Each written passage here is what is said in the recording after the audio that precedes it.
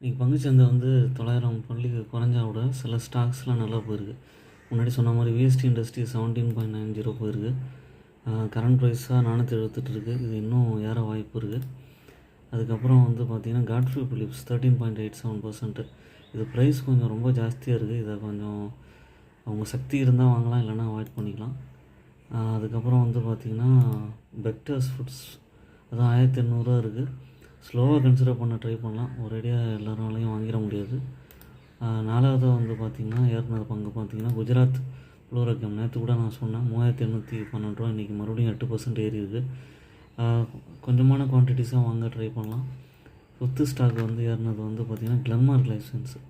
இது ஒரு நல்ல ஸ்டாக். 1149 ரூபா போயிருக்கு. இது வந்து நல்லா ஏறிட்டே தான் இருக்குது தொடர்ந்து.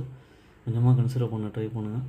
என்னோடய சேனலை சப்ஸ்கிரைப் பண்ணுங்கள், லைக் பண்ணுங்கள், எல்லா வீடியோஸும் பாருங்கள்.